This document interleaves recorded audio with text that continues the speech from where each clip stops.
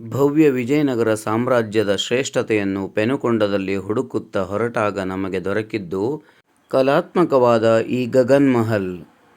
ಶ್ರೀಕೃಷ್ಣದೇವರಾಯನ ಶ್ರೇಷ್ಠ ಆಳ್ವಿಕೆಯ ಕಾಲದಲ್ಲಿ ಕೃಷ್ಣದೇವರಾಯನ ಬೇಸಿಗೆಯ ಅರಮನೆಯಾಗಿದ್ದ ಈ ಪ್ರದೇಶ ಇಂದಿಗೂ ಆ ಭವ್ಯತೆಯನ್ನು ಸಾರುತ್ತದೆ. ಗಗನ್ ಮಹಲ್ನ ಒಳಗೆ ಪ್ರವೇಶ ಮಾಡುತ್ತಿದ್ದ ಹಾಗೆ ನಮಗೆ ಇಂಡೋ ಸಾರ್ಸನಿಕ್ ಶೈಲಿಯ ನಿರ್ಮಾಣಗಳು ಮತ್ತು ಕಂಬಗಳು ಕಣ್ಣಿಗೆ ಬೀಳುತ್ತವೆ. ದೊಡ್ಡ ದೊಡ್ಡ ಕಂಬಗಳು, ಅಗಲವಾದಂತಹ ವಿಸ್ತಾರವಾದಂತಹ ಪ್ರದೇಶಗಳು, ಅಗಲವಾದಂತಹ ದ್ವಾರಗಳು ಅತ್ಯಂತ ಸುಂದರವಾಗಿ ನಮಗಿಲ್ಲಿ ಗೋಚರಿಸುತ್ತವೆ.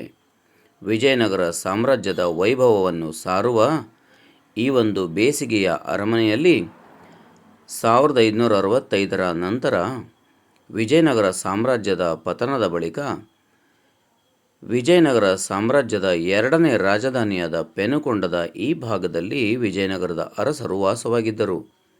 ಈ ಭಾಗದಲ್ಲಿ ಅರಸನು ವಾಸವಾಗುತ್ತಿದ್ದಂತಹ ಕೋಣೆ, ರಾಣಿಯ ವಾಸವಾಗುತ್ತಿದ್ದಂತಹ ಕೋಣೆ, ರಾಜಕುಮಾರರು ವಾಸವಾಗುತ್ತಿದ್ದಂತಹ ಕೋಣೆಗಳನ್ನು ನಾವು ಗುರುತಿಸಬಹುದು.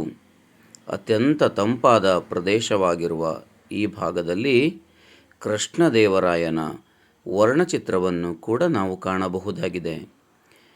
ಮೊದಲನೆಯ ಮಹಡಿಯತ್ತ ನಾವು ಸಾಗಿದಾಗ ಸಣ್ಣನೆಯ ದಾರಿ ಕಂಡುಬಂತು. ಜೊತೆಯಲ್ಲಿ ಎತ್ತರೆತ್ತರವಾದಂತಹ ಮೆಟ್ಟಿಲುಗಳ ನಡುವೆ ಮುಂದೆ ಸಾಗಿದಂತೆ ಅಲ್ಲಲ್ಲಿ ಸೈನಿಕರು ರಕ್ಷಣೆಗಾಗಿ ಕಾದು ಕುಳಿತಿರುವಂತಹ ಸ್ಥಳಗಳು ಹಾಗೂ ಸೈನಿಕರಿಗೆ ಶತ್ರುಗಳು ಬಂದಾಗ ವೀಕ್ಷಿಸಲು ಅನುಕೂಲವಾಗುವಂತಹ ಸ್ಥಳಗಳು ಕೂಡ ಕಂಡುಬಂದವು. ಗಗನ್ ಮಹಲ್ ಎಂದು ಹೆಸರು ಬಂದಿರುವಂತಹ ಇದು ಎತ್ತರವಾದಂತಹ ಕಟ್ಟಡವಾಗಿದ್ದು, ಎತ್ತರದ ಭಾಗದಿಂದ ಸೈನಿಕರು ಸುತ್ತಮುತ್ತಲಿನ ಪ್ರದೇಶಗಳನ್ನು ವೀಕ್ಷಿಸಲು ಅನುಕೂಲವಾಗುವ ಹಾಗೆ ಈ ರೀತಿ ನಿರ್ಮಾಣ ಮಾಡಲಾಗಿತ್ತು.